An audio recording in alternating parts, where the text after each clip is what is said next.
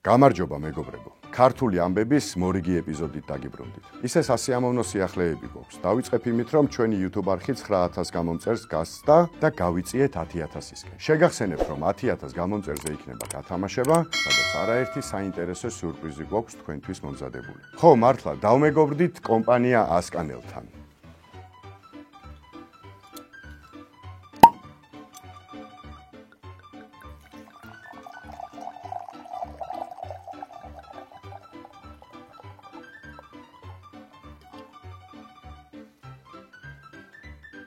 კროკოსთან ერთად ასკანელიც იქნება ჩვენი გადაცემის სპონსორი. არ ამგონია მე დამიჯეროთ, მაგრამ მაინც შეგახსენებთ, რომ ალკოჰოლის მიღება დიდი რაოდენობით არ შეიძლება. ახალი სპონსორის პატივსაცემა დღეს პირველივე ამბავი შესაფერისი იქნება, რა თქმა უნდა. მე ახლა ერთ ჭიქას დავლევ, ამბავს კი ჰქვია 100 ჭიქა ღვინო. 100 ჭიქა ღვინო. აკაკი კვანტალიანი, რა თქმა უნდა, ყველამ ვიცით. თეატრში მრავალწლიანი მოღვაწეობის გარდა კვანტალიანმა ათეულობით შესანიშნავი კინოროლითაც დაგვამახსოვრა თავი. უამრავი სერიოზული როლის მიუხედავად მაყურებლისთვის საკულტო მაინც მისი შესრულებული ვარდენის როლი გახდა ფილმიდან უდიპლომო სასიძო. ცოტამ თუ იცის, რომ ეს ტანმომცრო ადამიანი დიდი მომლხენი და სერიოზული მსმელიც გახლდათ. ქეიფი და დროსტარება ძალიან ყვარებია და ხშირათაც დაბრუნებულა სახლში გვიან ბანცალ-ბანცალი. აკაკი კვანტალიანს სიმთვრალე და ბანცალი როგორც მოუხდებოდა, რთული წარმოსადგენი სულაც არაა. თუმცა ასეთ დროს ერთი დიდი დაბრკოლება ყოველთვის არსებობს. რა თქმა უნდა, მეუღლე. არც ერთ ცოლს არ უხარია მაინც და მაინც ქმრის სახლში მთვრალი დაბრუნება. მით უმეტეს შუაღამეს. ხო და ჩვენს აკაკისაც მუდმივად უწევდა ცოლის ქოქოლის ატანა. ერთხელ აკაკი კვანტალიანთან მისი ძმა მოვიდა და საქეიფოდ დაპატიჟა. მის მეგობრებს და ახლობლებს აკაკი კვანტალიანთან ერთად დალევა და დროსტარება ქვეყანას ერჩივნათ. ეს რომ გაიგო აკაკი კვანტალიანის მეუღლემ, ცოტა არ იყოს და არ ესიამოვნა. ისევ ბევრს დალევს და ისევ გვიან მოვა სახლშიო. მაზლმა ბევრი იფიქრა თუ ცოტა ასეთი ოინი მოიფიქრა რძლის დასამშვიდებლად. არ ინერვიულო. მე მივაქცევ ყურადღებას და რამდენ ჭიქასაც დალევს, იმდენ თუმნიანს მივცემ. აკაკის მეუღლე ამას არ ელოდა, დაფიქრდა. მერე კი უცებ დატრიალდა, დაუუთოვა ქმარს შარვალი და პერანგი, ფეხსაცმელები გაუპრიალა და ასე კოხტად გამოწყობილი გამოაცილა სახლიდან. ატყდა ქეიფი, დროსტარება, ამბავი აკაკი კვანტალიანთან ერთად ვინ მოიწყენდა, აი ვინ. მრავალსაათიანი სმაჭამა გაჩაღდა. საბოლოოდ ისე გამოვიდა, რომ აკაკი კვანტალიანმა ამ ქეიფზე 40 ჭიქაზე ცოტა მეტი დალია. ძმამ სახლამდე მიაცილა აკაკი შუაღამეს. ცოლი ფხიზლად იყო და ელოდა ქმარს. მაზლმა მთვრალი ძმა სახლში შეიყვანა, დივანზე წამოაწვინა და რძალს 500 მანეთი გაუწოდა. 40 ჭიქაზე ცოტა მეტი დალია, თუმცა მე 50-მდე დაუმრგვალე მადლობის ნიშნადო. ფული გადასცა და წამოვიდა. ეს ამბავი ასე არ დამთავრებულა. მაზლი რომ გამოაცილა, ქალბატონი აკაკი კვანტალიანს თავთან ჩამოუჯდა და უსაყვედურა. რა მოგივიდა შეკაცო. სხვა დროს 100 ჭიქა ღვინოზე ნაკლებს არ სვავდა. დღეს რა ჯანდაბა და ოხრობა დაგემართაო. მოკლედ აი ეს იყო ამბავი, რომლის სპონსორიც არის ასკანელი. ისე ერთი პატარა რჩევა მექნება თქვენთან. 100 ჭიქა. ღვინო კი არა. წყალიც არ დალიოთ. ვაჟა-ფშაველას ქორწილი.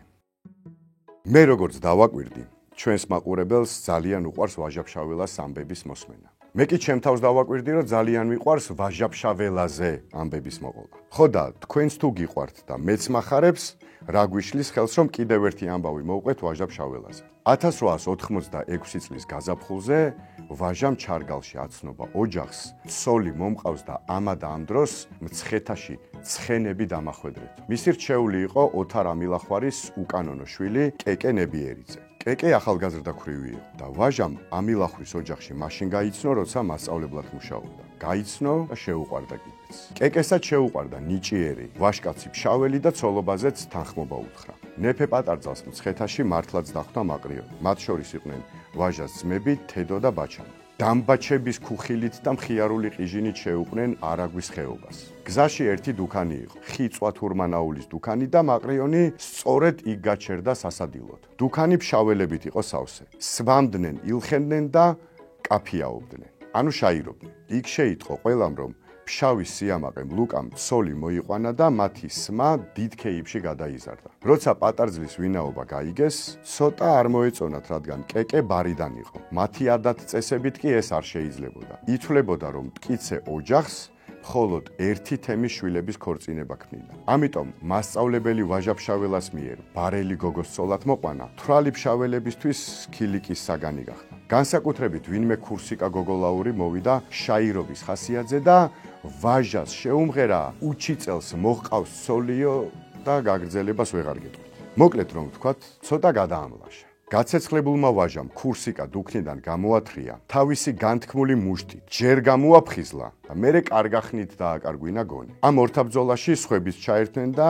ისეთი ამბავი ატყდა, ვინიცის ქორწილი რაში გადაიზრდებოდა, რომ არა კეკეს განწირული კივილი. პატარძლის ხათრით ფშაველებმა დროზე შეწყვიტეს ჩხუბი. ეს სწორედ ის კეკენები ერიძია ვაჟა ფშაველას უსაყვარლესი მეუღლე, რომლის გარდაცვალებით დასევდიანებულმა პოეტმა დაწერა ცნობილი უთბილესი ლექსი იას უთხარით ტურფასა.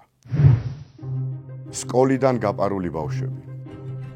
ეს ამბავი 1978 წლის 14 აპრილის აქციიდან არის და მისი მოსმენა ნამდვილად მოგგვირით სასიამოვნო ჟრუატას. ეს იყო დიდი საპროტესტო აქცია ქართული ენის კონსტიტუციაში დარჩენისათვის. თუმცა არ უნდა დაგავიწყდეთ ის დიდი როლი, რაც ამ ამბავში სკოლის მოსწავლეებს ჰქონდათ. მოგეხსენებათ უნივერსიტეტიდან მთავრობის სასახლემდე რამდენიმე სკოლა იყო. იყო საშიშროება, რომ სკოლის მოსწავლეები დემონსტრანტებს შეუერთებოდნენ. ამიტომ სკოლებს გასასვლელი კარები ჩაუკეტეს, რომ ბავშვები გარეთ არ გამოსულიყვნენ. თუმცა რას შეუძლია შეაკავოს პატრიოტიზმით სავსე ახალგაზრდების გულები? არც არაფერს. ბავშვებმა ნელ-ნელა ზედა სართულებიდან პირველ სართულზე გადმოინაცვლეს. გასასვლელი კარი კი ერთი იყო, მაგრამ ფანჯარა ჰქონდა უამრავი. ხო და ბავშვებმაც ორგანიზებულად გადაინაცვლეს სხვადასხვა ფანჯარასთან. ალბათ ჩემი თქმაც არ გჭირდებათ, რა მოხდებოდა თუ ერთი მათგანი მაინც გადმოხდებოდა ფანჯრიდან. დიახ, ერთს მოყვა 2, ორს 10, 10 100 და ასე თვალის დახამხამებაში ფანჯრიდან გადმომხტარი ბავშვებით გაივსო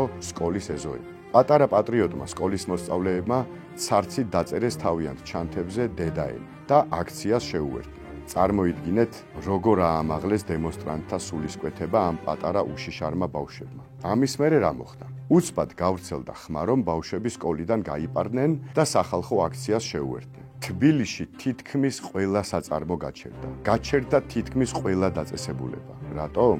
რატომ და მშობლებმა გაიგეს ეს ამბავი? ვინ გაჩერდებოდა სამსახურში, როცა იცოდნენ, რომ მათი მოსწავლე თუ სტუდენტი შვილები უდიდესი საფრთხის წინაშე იყვნენ? ხუმრობა არ იყო საბჭოთა რეჟიმის წინააღმდეგ საპროტესტო აქციის გამართვა. პირდაპირი მნიშვნელობით მათ სიცოცხლეს ემუქრებოდა საფრთხე. რამდენიმე საათში გადაიჭედა რუსთაველის გამზირი. ზოგი ქართულ ენას იცავდა, ზოგი კი თან ქართულ ენას იცავდა, თან თავის გულანთებულ პატრიოტ შვილს ეძებდა 10,000-ობით დემონსტრანტს შორის.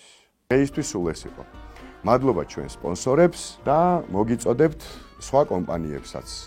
მიბაძეთ თქვენს, დამიჯერეთ, რომ არინანებთ. მე დროებით დაგემშვიდობებით, გამოიწერეთ არხი, ერთი სული მაქვს საჩუქრებს ოდის დაგირიგებთ. დროებით.